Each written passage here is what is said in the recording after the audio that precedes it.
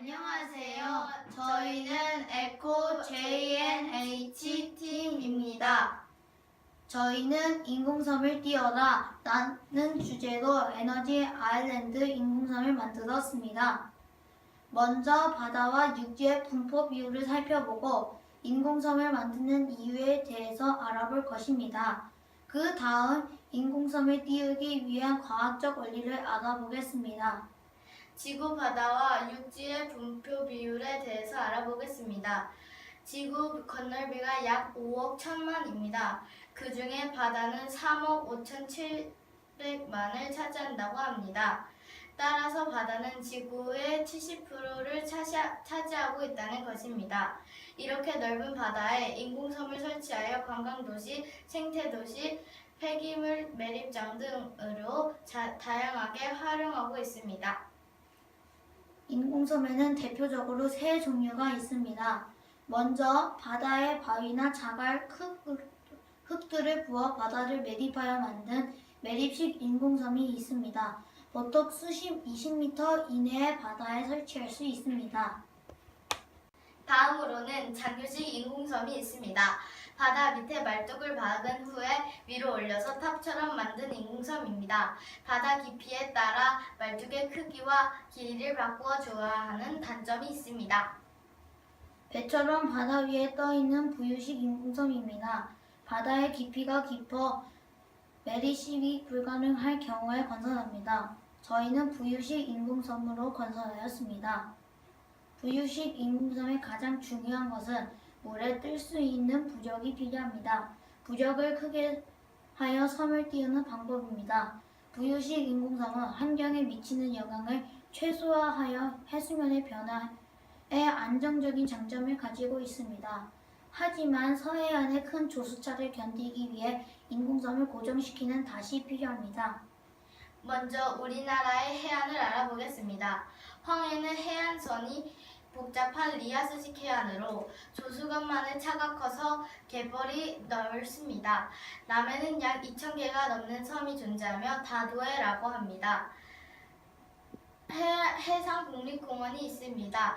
동해에는 해안선이 단조로워 바다 주위에 넓은 평야가 없는 편으로 모래 언덕이 발달하였습니다. 저희는 인공섬을 충청남도 태안반도 북쪽에 위치한 조수간만의 차가 큰 가로림만에 설치하기도 하였습니다. 저희 인공섬은 조력 발전소를 주력으로 하였습니다. 조수간만의 차를 이용해 터빈을 돌려 전기 에너지를 발전시키는 시스템입니다. 에너지 아일랜드에서 생산된 전기 에너지를 가까운 서울이나 대전 등의 수도권으로 전송시켜 육지에서 사용할 수 있도록 합니다. 저희 에너지 아일랜드는 풍력발전소와 조력발전소, 태양열 발전소가 있어 기상변화에도 안정적인 전기를 공급할 수 있습니다. 저희는 이렇게 친환경적으로 다양한 전기 발전 방법을 사용하는 인공섬입니다. 먼저 가운데에 중앙관제센터와 축전탑이 있어서 인공섬 관리를 중점으로 합니다. 조력발전소는 동쪽에 위치하고 태양열 발전소도 동쪽으로 향하여 있습니다. 풍력발전소를 서쪽에 위치하고 선착장은 남쪽에 있습니다. 전체적인 저희 에너지 아일랜드의 모습입니다. 서쪽에 위치한 풍력발전소는 바람의 운동에너지를 이용하여 전기를 생산합니다. 화석연료를 쓰지 않아 대체로 효과가 매우 큽니다. 한 개의 풍력발전기는 500메가와트의 전기를 생산합니다. 조력발전소는 동쪽에 위치하여 서해안의 조수간만의 차를 크게 이용하여 터빈을 돌리도록 설계하였습니다. 화석연료를 사용하지 않아 환경오염을 일으키지 않습니다. 동쪽에는 태양열 발전소가 있습니다. 동쪽을 향하게 설치하여 동쪽에서 뜨는 태양빛을 더욱 많이 받을 수 있도록 하였습니다. 햇빛이 있는 어느 곳에서나 설치가 가능하고 초기 비용 이후에 유지비가 들지 않는 경제적 가치가 큽니다. 각 발전소에서 만들어낸 전기를 모아서 시설에 보내주는 축전탑과 발전시설 관리인들이 거주하며 학생들을 위한 교육자료로 사용하는 생활시설도 있습니다.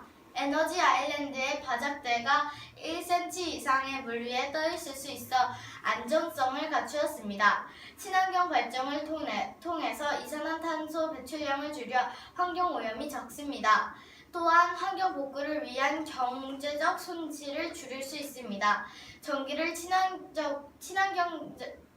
친환경으로 만들어내어 수도권으로 전송하여 육지에서 화력을 발전을 줄이며 환경 오염을 줄일 수 있습니다. 태극마크를 넣어 건물을 꾸며보았습니다.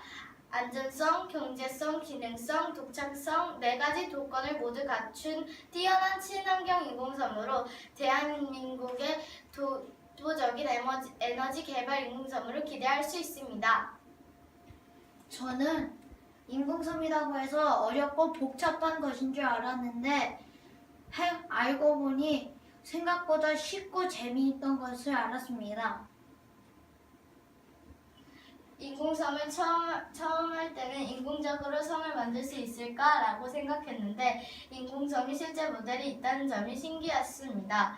그리고 우리나라 해변에 대한 여러 가지 사실을 알 수 있어 좋았습니다. 지금까지 저희의 발표를 들어주셔서 감사합니다.